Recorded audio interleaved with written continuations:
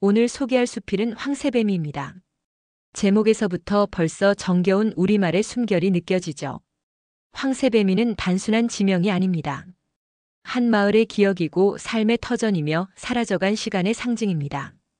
이 수필은 황새가 다시 돌아오지 않는다는 상실의 이야기이자 우리 곁을 떠나버린 어떤 찬란한 풍경에 대한 헌사입니다. 그러나 그 안에는 단지 자연에 대한 애도가 아닌 시대의 변화에 짓눌린 공동체의 이야기, 그리고 그 안에서 살아낸 사람들의 고단한 존엄이 깊게 담겨 있습니다. 작가는 어린 시절 논두렁에서 뛰놀며 바라보던 황새의 위풍당당한 모습에서 시작해 어머니의 따뜻하고 분주했던 손길, 냇가를 따라 흐르던 마을의 일상, 사라진 것들에 대한 그리움과 허기까지 하나하나를 정성스럽게 길어올립니다. 그 기억들은 단순히 과거 회상이 아니라 지금 이 시대를 살아가는 우리가 잠시 멈춰 돌아보아야 할 근원 같은 것입니다. 무너진 온천마을, 사라진 들판, 발길 끊긴 냇갈. 황새가 떠난 이후의 풍경은 쓸쓸합니다. 그러나 그 속에서도 작가는 결코 절망하거나 쉽게 미워하지 않습니다. 황새는 어쩌면 우리 안에 남아 이따금 눈물처럼 하늘을 헤맨다는 마지막 문장은 황새뱀이가 단지 과거가 아니라 지금도 우리 가슴 속에서 날갯짓하고 있다는 것을 조용히 말해줍니다. 이 수필은 시대가 흐를수록 점점 사라져가는 것들에 대한 기록이자 여전히 사라지지 않은 마음의 풍경을 들여다보게 하는 아름다운 문학적 증언입니다. 과거와 현재, 자연과 인간, 기억과 상실의 경계를 넘나들며 우리 모두의 내면을 따뜻하게 어루만지는 글이었습니다. 작가는 대학에서 영문학을 전공했고 35년 넘는 세월 동안 언론 현장에서 지금도 펜을 놓지 않고 있습니다. 자신의 뿌리였던 삶의 풍경을 이렇게 깊이 있는 언어로 되살려 주신 것에 감사한 마음을 전합니다. 지금 이 순간에도 저 하늘 어딘가를 느릿느릿 날고 있을지 모를 그 황새를 떠올리며 이 수필을 낭독하겠습니다. 황새뱀이 작가 김진경. 우리 동네엔 황새뱀이라 불리는 논이 하나 있다. 여름이면 이른 새벽부터 일꾼들의 손길이 분주히 오가고 그 틈을 타 엄마는 광주리에 밥과 반찬을 정갈이 담아 머리에 이고 그곳으로 향했다. 어릴 적 내 눈에 비친 황새뱀이는 늘 햇살 속에 반짝였고 그 풍경은 지금도 마음속에 아련하게 남아있다. 들녘은 어느새 가을빛에 깊이 잠겨 있었다. 수확이 끝난 논은 차분히 숨을 죽이고 잘 익은 볏짚 냄새와 젖은 흙냄새가 바람결에 실려왔다. 하늘은 투명하게 맑고 먼 산등성이엔 옅은 안개가 허리를 두른 듯 걸려 있었다. 바람이 살짝 스치면 논둑의 마른 풀잎들이 몸을 비비며 작은 소리를 냈다. 며칠만 더 있으면 겨울이 온다는 비비적이었다. 그런 들판 위로 황새는 어김없이 날아들었다. 날마다 해 기운이 기울 즈음 정해진 듯 그 너른 논바닥에 내려앉았다. 흙빛 바닥 위를 유려하게 걷는 황새는 마치 신화 속에서 빠져나온 것처럼 낯설고도 고귀한 존재였다. 흰 깃털 사이로 햇살이 스며들면 황새의 모습은 유난히 커 보였고 내 기억 속에선 세상에서 제일 우아했다. 나는 어린 마음에 그 커다란 새를 붙잡아 보겠다고 논두렁을 달리기도 했다. 그러면 엄마는 멀찍이서 웃으며 손사래를 치셨다. 이놈아, 황새가 너를 낚아채 가겠다. 그 말이 웃자고 한 소리인 줄 알면서도 그땐 정말 황새가 날 데려갈까봐 슬쩍 겁이 났다. 황새가 날개를 퍼덕이며 다시 하늘로 오를 때면 나는 늘 아쉬움 반, 두려움 반으로 그 뒷모습을 오래 바라보곤 했다. 우렁이며 십구리를 배불리 잡아먹은 황새떼가 그날은 논 옆 냇갈로 내려앉았다. 지금에야 돌이켜보면 그 황새들은 단지 목을 축인 게 아니었다. 우렁이며 십구리로도 부족했는지 모래무지며 피레미까지 더 건져 올렸을 것이다. 이 냇가에는 피라미며 달치 같은 물고기들이 떼를 지어 춤추듯 헤엄쳤다. 배가 불룩해진 황새들은 냇갈 주변을 느긋하게 거닐며 커다란 날개를 반쯤 펴고는 마치 춤추듯 천천히 걸었다. 논뱀이 사이사이 논바닥엔 우렁이며 십구리가 여전히 꿈틀댔지만 마을 사람들은 십구리만큼은 굳이 잡지 않았다. 십구리였기 때문이었으리라. 십구리떼가 또랑 한켠 햇살 드리운 웅덩이 속에 바글바글 모여 겨울잠을 준비할 즈음이면 마을 사람들은 그것을 한 소쿠리쯤 건져 돼지죽을 푹푹 끓여주곤 했다. 냇갈물은 졸졸졸 소리도 없이 흘렀고 그 물소리는 늦가을 하늘을 가르던 기러기 울음과 어우러져 마을을 가만가만 흔들어 놓곤 했다. 기러기 떼도 한이바람을 타고는 어김없이 고향을 찾아 돌아들었고 그 즈음이면 추수도 끝물이라 들판은 볏짚 냄새로 가득 찼다. 저쪽 너머 논배미에선 탈곡기를 돌리는 발동기 소리가 무겁게 탕탕거렸다. 마을 골목골목마다 지게를 내린 사람들이 숨을 고르며 장독대 옆에 선 모습이 보였고 어느 집 굴뚝에서는 하얀 연기가 피어올라 늦은 된장국 냄새를 풍겼다. 담벼락 너머 감나무에는 잎이 모두 떨어지고 붉은 감 몇 알만 달랑달랑 달려있다. 고삿길을 지나던 어린아이들은 덜 마른 고구마를 마당 화로에 얹고 재를 만지작거렸다. 저녁 무렵이면 초가집 처마 끝에 매달린 마른 고추와 옥수수대가 바람에 흔들리며 마치 오래된 노래처럼 삐걱삐걱 울렸다.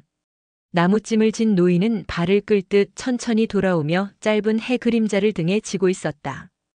이 모든 풍경이 황새들이 흩날리던 들판과 함께 늦가을 저물녘을 서서히 그러나 분명하게 기억 속으로 밀어넣었다. 논뱀이 좀 나가봐요. 이웃집 엄마의 말은 삼촌을 향한 다정한 다그침이었다.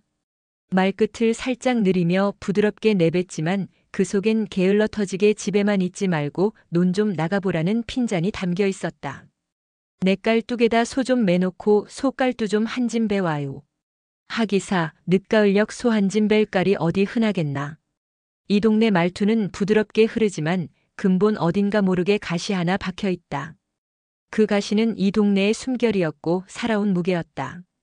논뱀이라는 말은 우리를 묶는 고리였고 서로를 부르는 이름이었으며 우리 삶의 발자국이었다. 그 말 속에서 우리는 움직였고 서로를 살피며 살아갔다. 가을 햇살은 여름의 그것처럼 뜨겁지 않았다.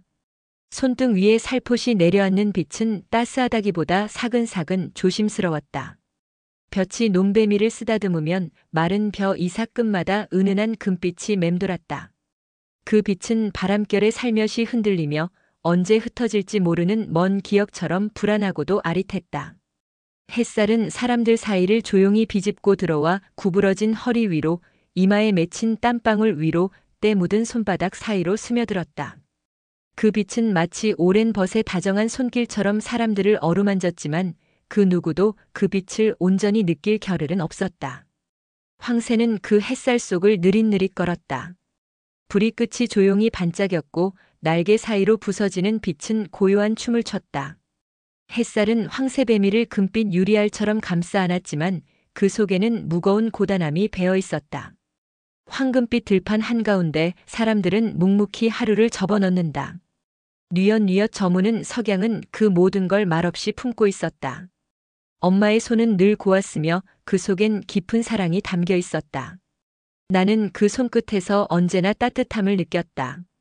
광주리에 밥과 반찬을 정성껏 담아 머리에 이고 논배미로 들어올 때 엄마는 무심히 밥 내왔어요라는 한마디에 일꾼들의 고단함을 다 감싸 안은 깊은 온기가 배어 있었다.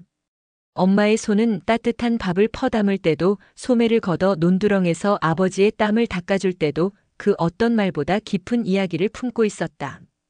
아무 말 없이 내 이마에 흙을 닦아주던 그 순간 햇살이 엄마의 손등에 내려앉았고 나는 그 손이 가을보다 먼저 저물어가고 있다는 걸 그때는 알지 못했다.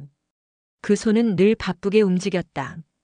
밥 짓고 김치 담그고 빨래하고 또다시 광주리를 머리에 이고 논으로 향했다. 엄마는 좀처럼 쉬지 않았지만 그 손길이 머문 자리마다 늘 조용하고 평화로웠다. 마치 세상에 슬픔이 없는 것처럼. 지금도 가끔 황새뱀이 꿈속을 걷다 보면 어느 둑 너머에서 엄마가 손을 흔들고 서 있다. 그 손엔 아직도 따뜻한 밥과 짠 김치 그리고 묵묵한 사랑이 담겨 있다. 나는 그 손을 따라 다시 황새뱀이로 돌아가고 싶어진다.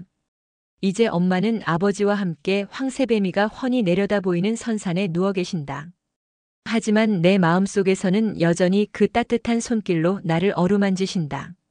엄마의 손은 거칠지 않았다. 살아가는 일상을 부드럽게 감싸 안은 가장 고운 손이었다. 어느 해였는지 정확히 기억나지 않는다. 그러나 곰곰이 따져보면 그해 늦가을 즈음 10월 유신이 단행됐다. 그 해 황새는 유난히 늦게까지 황새배미에 머물렀다. 우리는 별을 다 베고 볏짚을 모으고 논바닥을 훑듯 갈무리했다. 해는 자꾸 짧아졌고 기러기는 줄을 지어 멀어져 갔다. 그리고 어느 날 황새도 더는 나타나지 않았다. 아무 말 없이 떠난 것이었다. 노루지 너머 산을 향해 날아간 마지막 날, 그 날개는 느렸고 높았고 조용했다. 그 비상이 얼마나 장엄했는지 모두들 일을 멈추고 하늘을 올려다보았다.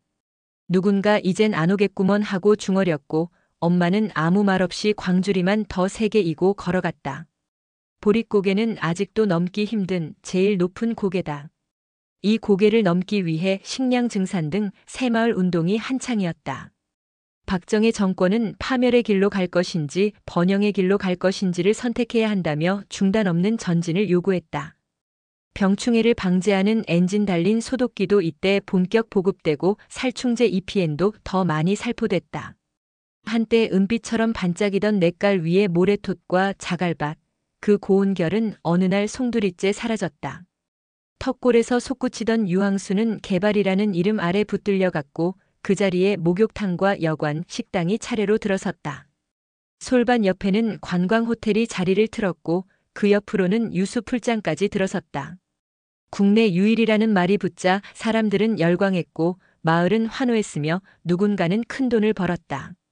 그 풀장은 처음부터 끝까지 뽀얀 서울 사람들 차지였다.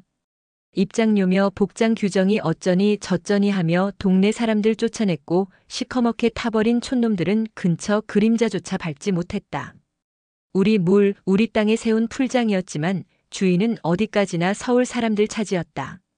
탤런트 이나쿤이니 삼이자니 이경진이니 하는 텔레비전에나 나올 법한 얼굴들만이 허리를 흔들며 물장난을 쳤다. 그 광경을 멀찍이서 지켜보던 아이들 눈엔 세상이라는 게 아예 우리 것이 아니었다. 그러나 냇갈 아래 조용히 깔려있던 모래와 자갈은 어디론가 흩어졌다. 외지에서 온 업자들은 마을 사람들의 무력함과 무관심을 틈타 그것들을 마구잡이로 퍼다 날랐다.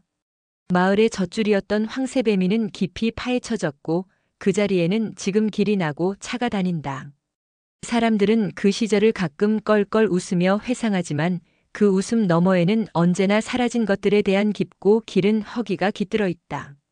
그러나 모든 영광은 오래가지 않았다. 턱골의 온천탕은 어느새 사람들의 발길이 끊겼고 호텔과 식당은 하나둘 문을 닫았다. 유수풀장의 물길도 멎었고 이제 그 위로는 먼지와 낙엽만이 떠다닌다. 한때 온천도시로 불렸던 이곳은 지금 불 꺼진 간판들과 쓸쓸한 콘크리트 골조만 남은 유령의 거리로 남았다. 남은 것은 기억과 허기뿐이다. 되찾을 수 없는 자연, 되돌릴 수 없는 시간, 그리고 돌아오지 않는 황새. 마음 한구석에 황량한 바람만 분다. 50여 년이 지난 지금 그나마 자연의 숨결이 조금씩 되살아나며 냇가에는 다시 모래톳이 쌓이고 자갈밭이 살아나고 있다. 그러나 황새는 여전히 돌아오지 않는다. 어쩌면 그 마지막 비상은 이 땅과 작별하려는 황새의 고별 무도회였는지도 모른다. 어린 나와 엄마의 따뜻한 손, 허리를 굽힌 어르신들, 냇가를 스치던 햇살, 질척이던 황새배미의 숨결까지. 우리는 모두 그날 그 하얀 날개 아래에서 마지막 춤을 추고 있었는지도 모른다. 모든 것이 찬란하게 흔들리던 그 순간 황새는 저 높은 하늘로 날아올랐고 우리는 가만히 그것을 올려다보며 영영 돌아오지 않을 무언가와 조용히 이별하고 있었다. 나는 지금도 문득 하늘을 올려다보다 그날의 황새를 떠올린다. 그리고 조용히 마음속으로 묻는다. 정말 다시 돌아올 수는 없는 것일까? 그때처럼 황새뱀이 한복판을 느릿하게 걸으며 아이들이 소리 지르고 어른들이 눈을 가늘게 뜨던 그 풍경 속으로 다시 스며들 수는 없는 것일까? 대답은 언제나 바람 속으로 흩어지지만 나는 알고 있다.